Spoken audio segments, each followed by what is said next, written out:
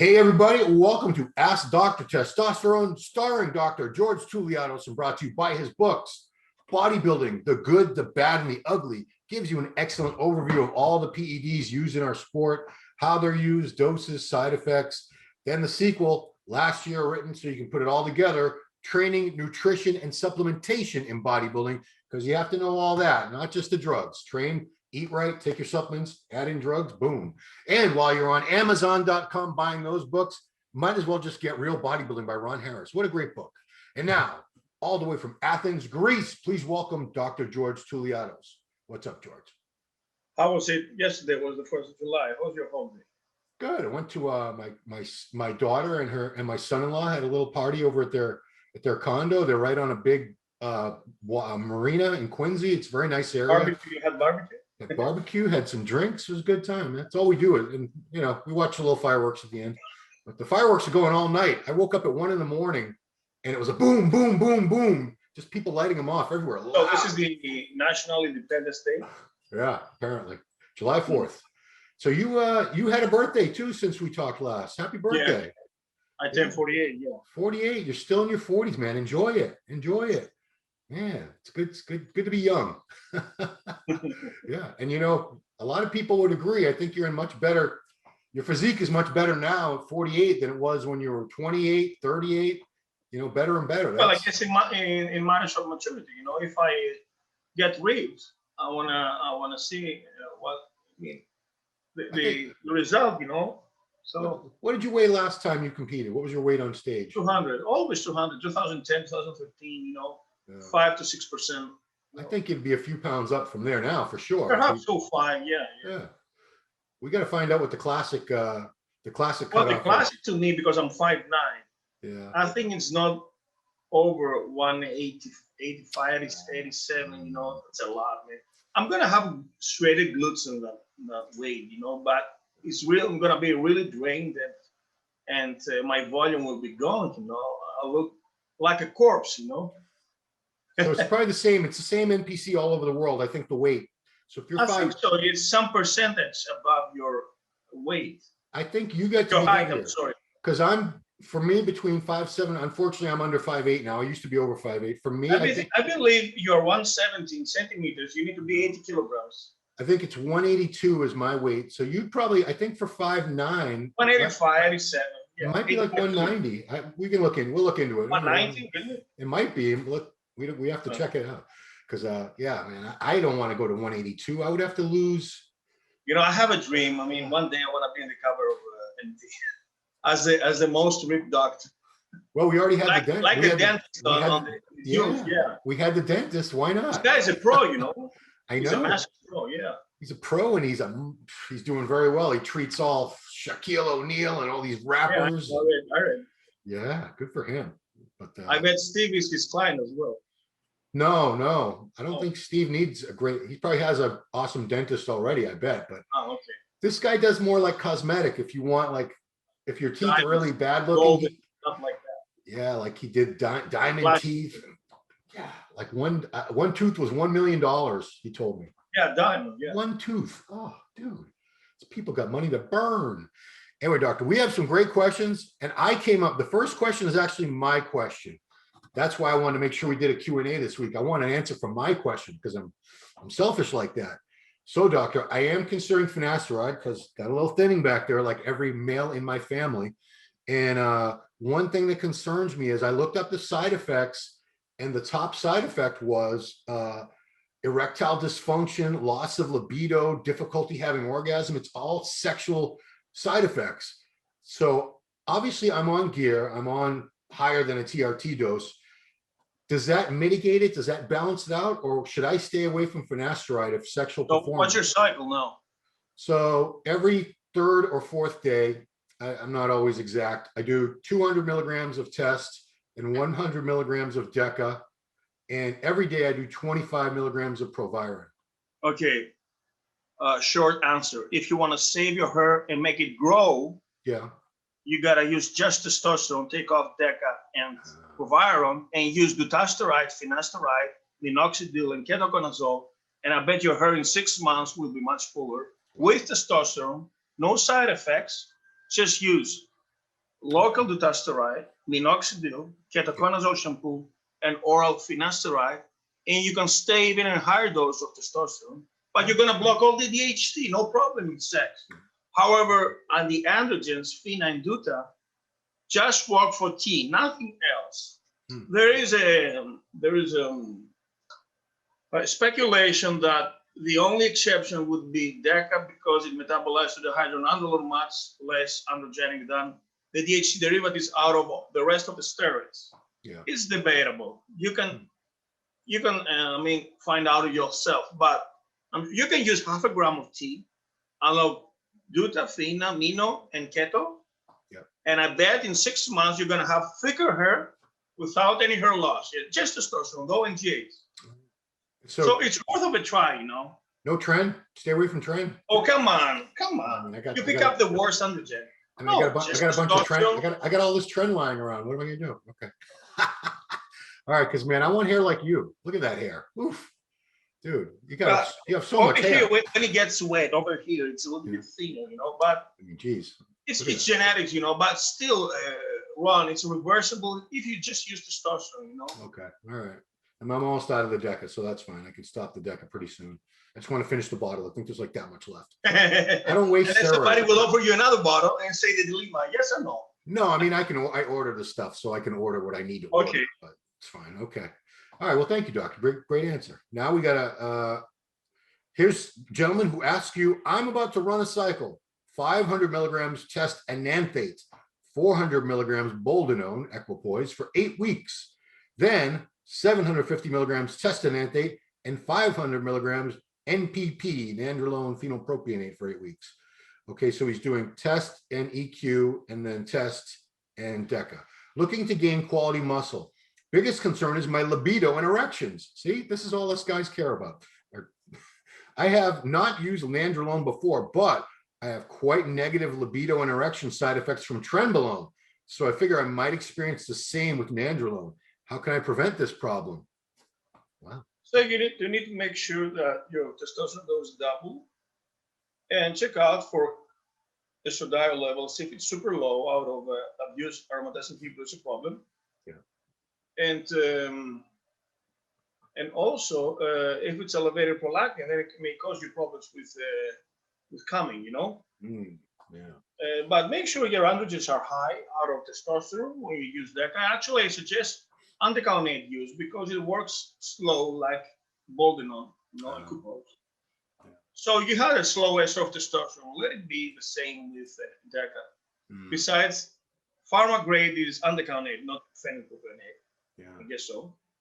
Why do you think NPP became so popular? Because that's a lot of guys. Because it works fast like testosterone propionate. You have, rapid results, you know. Yeah. But I bet that you can barely find this kind of DECA in the pharmacy, you know, the NPP. I mean, most likely to find the slow anticalinate. This is the all-time classic DECA, the slowest. Because you said they sell DECA. That's one of the.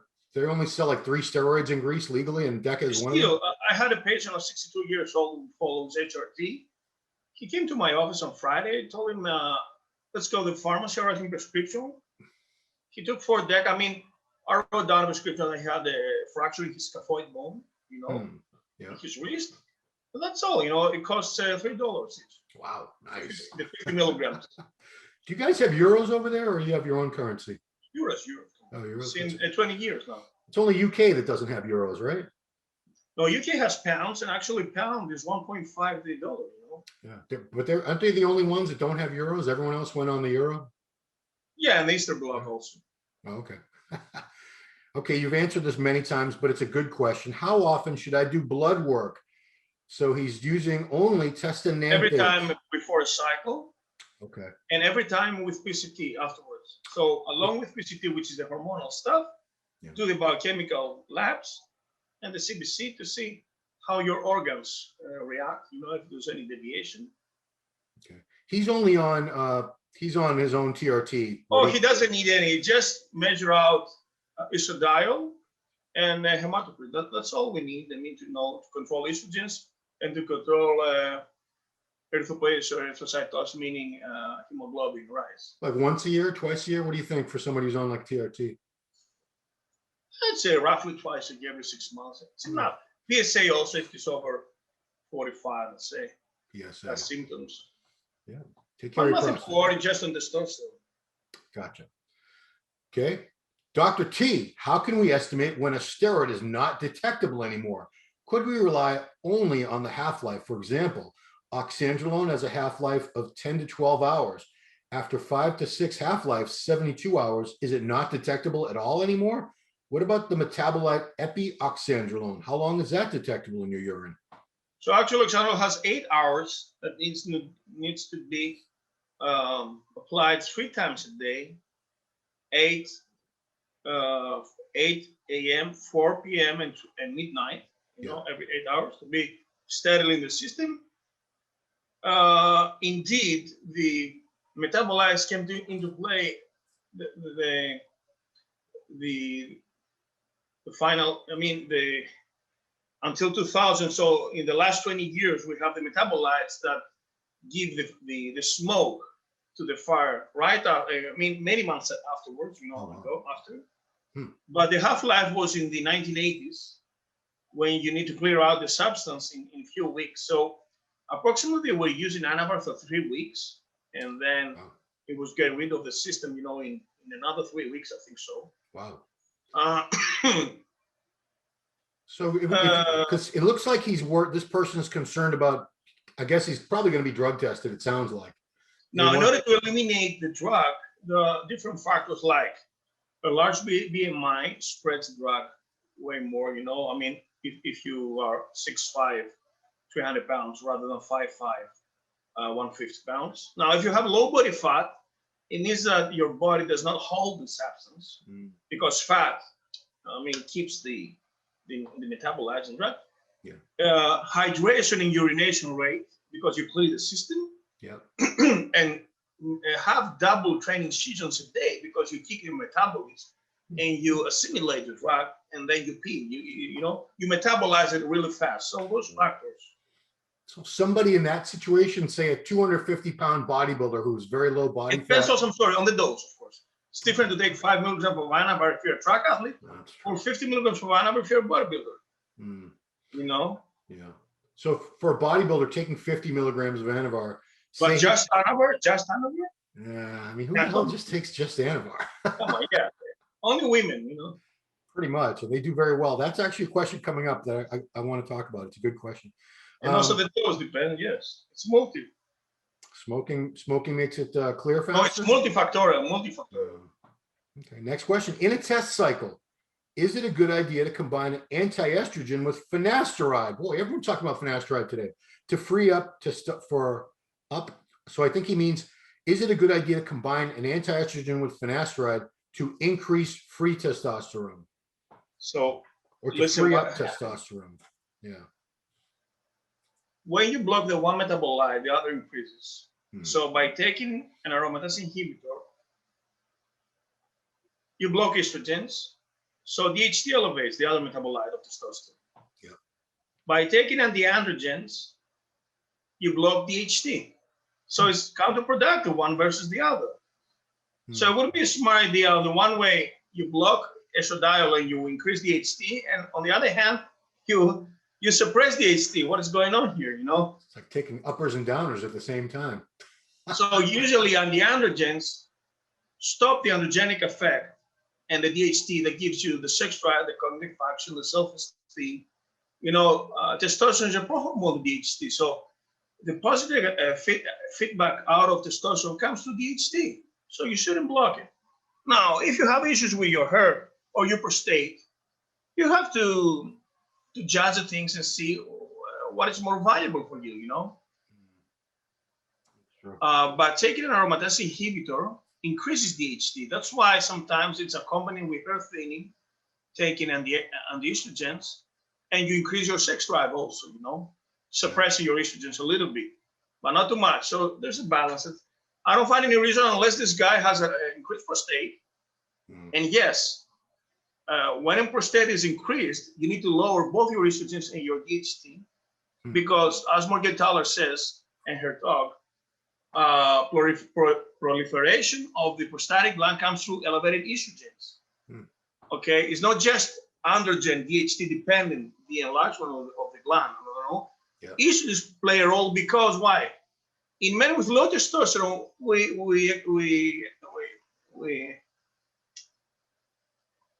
observe prostatic cancer.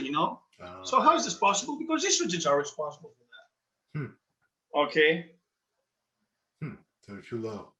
So when estrogen is too low, are you at an increased risk of prostate cancer, or when they're too high? No, if they're super high, actually. Oh, okay. That's why we should have a limit of estrogens, because they're not so good. They're also pre-thrombotic. Okay, and also they affect your mood. They make you perhaps too irritated. Oh, they also affect the duration of the erections, but also they have positive effects in cardiovascular system. So there's always a flip side to the coin. Yeah, because I have so much estrogen, it's terrible. You have been operated here. No, but whenever I do blood work, my estrogen is my test is very high because my test is high. So this is reasonable because it's proportional, as I told you. Right. The problem is to high elevated estrogens with moderate testosterone. And as Connor told you, it's also the ratio, to be proportional. Besides, you're symptomatic, Right. You're symptomatic free. This is a factor. No, I am. Yeah, that's why I don't worry about it, because he talked me off the ledge before I started on anti-estrogens. Hey, speaking of Morgenthaler, Dr. Morgenthaler mentioned you in a tweet on Twitter the other day. Yeah, about free testosterone. That's the real deal. Yeah, he's the man, Abraham Morgenthaler. Look him up, guys. If you don't know who he is, he wrote the book. Literally wrote the book on TRT. Okay, GH question: how to use GH? 6 IUs for 9 months. Do I split the dose or take it in one shot? When should I use it? If you want to grow, use the whole dose. If you want to have more of fat burning, you should do AM and PM 3-3. Because you don't spike in this way, unlike the other that you spike. It's better to be used for fat burning on an empty stomach. Okay, this favors the low insulin state, favors the fat burning effects of GH. Otherwise, use a whole dose, I would say pre-workout in order to boost your GH, extra during the workouts. Yeah. I mean, I talked to a gentleman, I did an interview with that Broderick Chavez a few months ago, and he believes taking it if you want to grow, if that's the result you want from the GH, take it with a full stomach one. Your insulin's high and you have all these nutrients in your system. And it makes sense to me, but what do I know? I'm not a scientist or a doctor or anything. Next one. This is a long one. I'm surprised you didn't X this one off. I'm on self-prescribed TRT, 200 milligrams test Sustanon per week after my steroid use. What's that mean? Okay, so he did a cycle and now he's on 200 milligrams a week. That's his cruising. If I want to travel for 3 to 4 weeks and I don't want to risk taking my testosterone with me because it's not prescribed, would it be okay if I take test undeconate 1,000 milligrams before going, and then later after 4 weeks, switch back to my regular TRT protocol? Can it work this way? Also, would I need to increase my AI dosage as I'm injecting such a huge dose at once? I currently require 0.5 milligram of Arimidex per week with my 200 milligrams test. So I wouldn't say that it's a good idea to shoot libido and wait and expect results within 1 month. So better shoot the cypionate instead as a half-life of 10 days, let's say. And by a higher dose of 0.5 gram, that will remain in your system perhaps 2 weeks or 3 weeks. Okay, but don't expect that the libido will work as fast as in 4 weeks. I mean, by the time you're gonna do your next shot, the libido will start kicking. So you have to wait a little bit more. Well, what about, let's say this was me and I'm leaving on my trip today how long? Let's say it's 4 weeks. So I'm not doing this, but. Okay, the day of the trip, you do a double dose of your cypionate or enanthate. Yeah. But after 15 days, after 2 weeks, you're gonna have lower levels, but not that low because you already have in your system a lot. Well, and as it will clear out, your higher dose will go to the normal dose you're doing now, okay? And eventually, by week number 3, you're gonna be perhaps slightly lower than what you have now. But doing the undecounate, the FD, will start kicking when you come back for your next regular shot. Well, The timing is not it's not good in 4 weeks. so what about if that was me? I would probably, because of what you just said, maybe I would. If I was coming to the States with a visa of 3 months, I would certainly use 1 gram of a vid the day of the trip. Okay.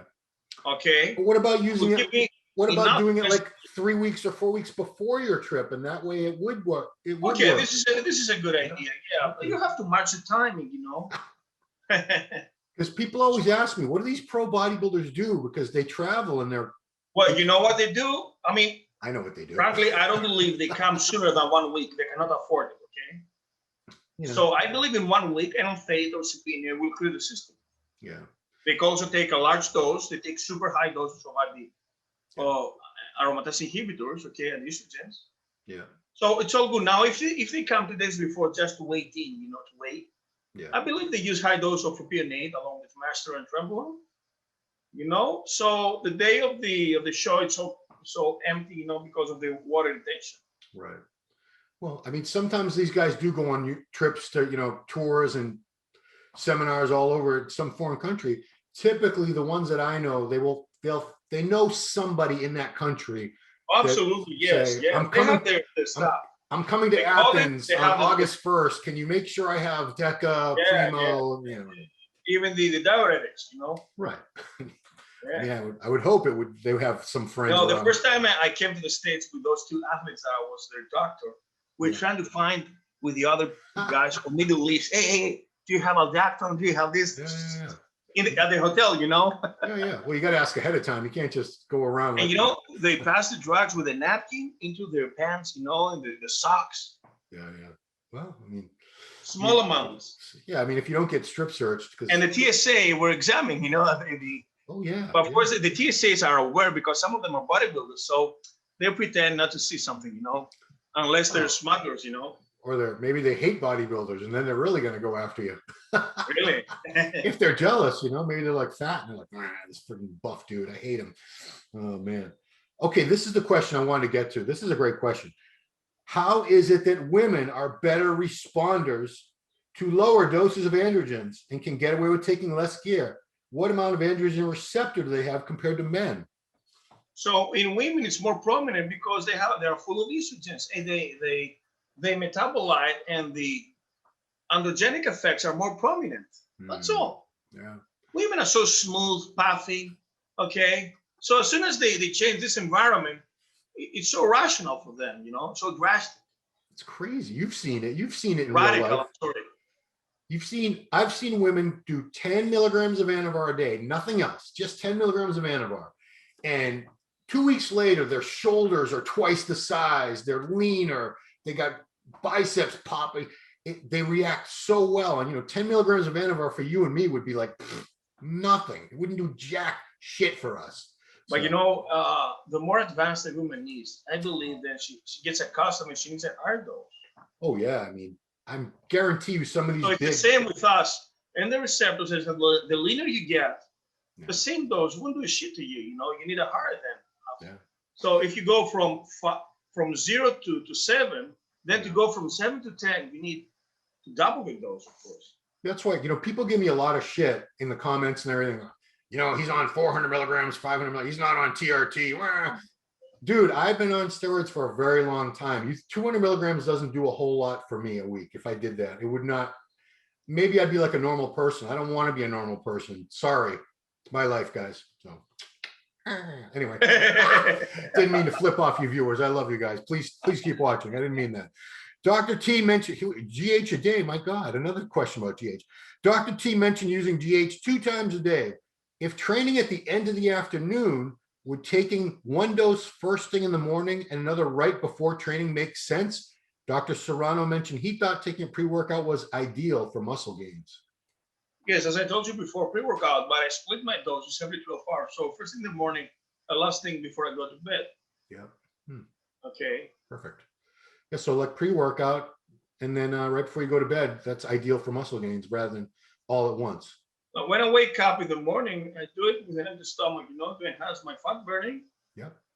And then after 12 hours, I ensure that it's not clearing my system. So I steadily have GH into my blood. Yeah, that's why you're big and ripped, doctor. That's why.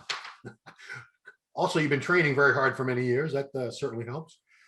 Here's a good one. Can you tell us the bad sides of drying components like Winstrol and Masteron? Which are the optimal doses to get results and stay far from the So Muscular unwarranted? is not so harsh, you know, it's not alkylated, it's not a toxic compound. Now, Winstrol it is, and besides the liver toxicity and lipid toxicity, Yeah. there is also a drying effect into the joints because it cuts off aldosterone. Also provides hair thinning, you know, and I guess in acne also because of the DHC derivative. Hmm. But it boosts free testosterone because it crashes on the CPT. What was the? Well, what dose? He wants to know what's a good dose where you're safe and you're not going use to get injectable, I guess, every other day or at least 3 times a week because it leaves the system in 1 day. Actually, the half-life of the injectable is 24 hours. Wow. And oral, otherwise, the orals is 3 times a day, as I said. Winstrol, yeah. As far as doses, I don't think can you No, even say that? I've done stupid things like injecting 10 cc in 1 day. Whew, that's a lot of oil. Whew. And what I noticed was super strength, explosiveness, power, stamina. Yeah. Okay, a lot of acne, of course, oily skin, Mm, perhaps a hair thinning, you know, and I was really agitated and aggressive. yeah. And of course, my HDL was single digit. Oof. My liver enzymes were 3 digital. Oof. You But weren't doing there was no water retention, you know. I mean, Wow. Winstrol is like making your skin thin, you know, dry and more ripped, man. Yeah. Because there's no film under the skin, film of fluid, you know. Yeah. It just retains all the muscle. You look like a horse, you know. So lean and muscular. Yeah. It's funny. I've never injected Winstrol in my life. I've used it a couple times, but it was always pills. It's really a pain in the ass, though, you know, and you get really inflamed.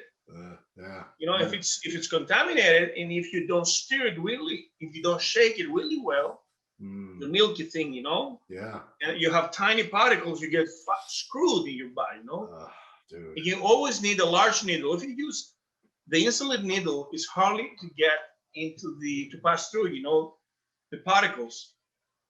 I was doing a shot once for somebody of Winstrol into his shoulder, and the needle gauge was too small, and it popped. The whole thing like exploded.